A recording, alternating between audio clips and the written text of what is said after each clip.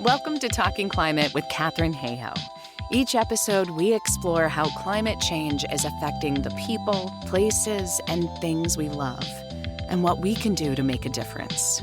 From science to solutions and stories that inspire, you're in the right place for real talk about real change. This week, we're talking about another pope speaking out on climate change, devastating floods in Texas, and why it's so important to connect the dots on extreme weather and climate. Let's dive in. Good news. Pope Leo XIV appears to share Pope Francis's commitment to emphasizing the dangers posed to humanity by climate change. Last Wednesday, he held a special Mass in the gardens of the Vatican's new Ecological Education Center, calling on people to change their mind about what is causing the world to burn and urging Catholics to hear the cry of the poor.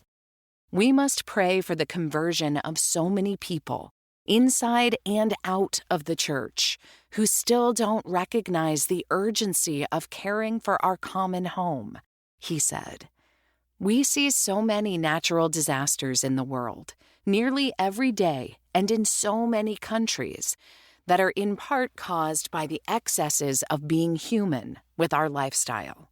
Leo also approved a new Mass for the care of creation, one of 49 Masses that priests can use when a need arises.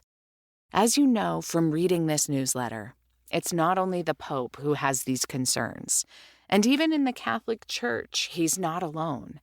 Earlier this month, Catholic bishops from Asia, Africa, Latin America, and the Caribbean co-authored a statement titled A Call for Climate Justice and the Common Home, Ecological Conversion, Transformation, and Resistance to False Solutions. The climate crisis is an urgent reality, they write.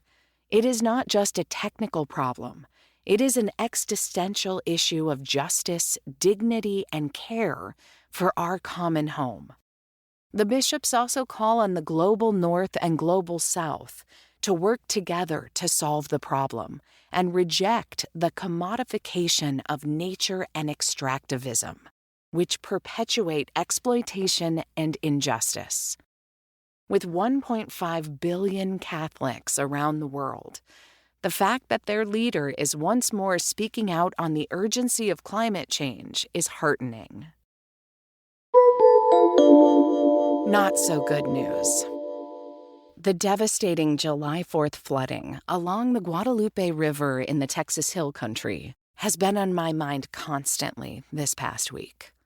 Many summer camps lie along the river, and the most tragic deaths are those of the young campers and counselors who were swept away in the flood. As of Friday, the death toll was 120, with at least 170 people still missing. The Texas Hill Country is known as Flood Alley for its high flash flood risk. As always, though, climate change amplifies existing risks, making bad situations worse. The risk of extreme rainfall has already increased. Warmer air holds more water vapor, fueling heavier downpours and leading to more extreme rainfall events. In the case of these floods, it's estimated they increased the rainfall over the area by at least 7%, which in turn enhances river flood risk by much more. In a warming world where weather extremes are becoming more extreme, we don't need less information, we need more. But in the U.S., federal budget cuts are decimating National Weather Service offices, NOAA, research labs, weather balloons, satellite observations, and more. Timely, accurate science helps us understand the risks we face and make informed decisions that protect lives. What you can do.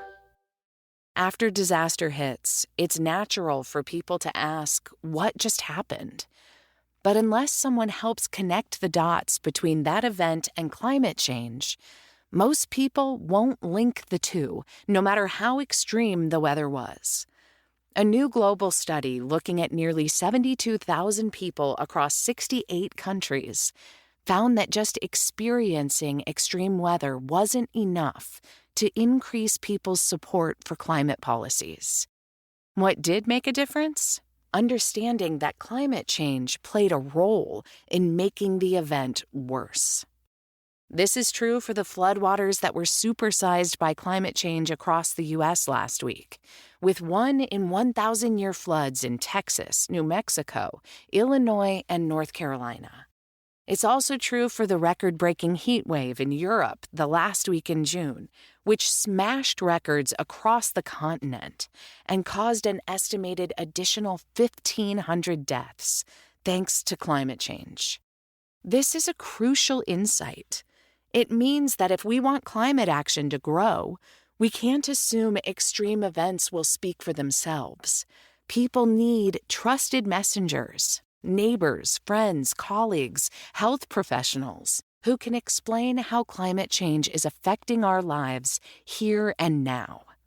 In other words, they need you.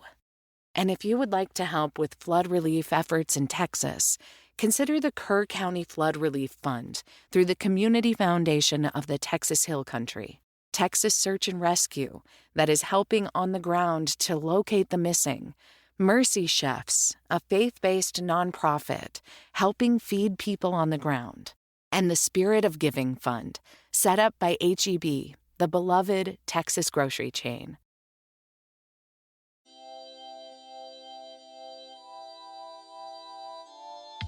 Thanks for listening to Talking Climate, narrated by Ann Cloud.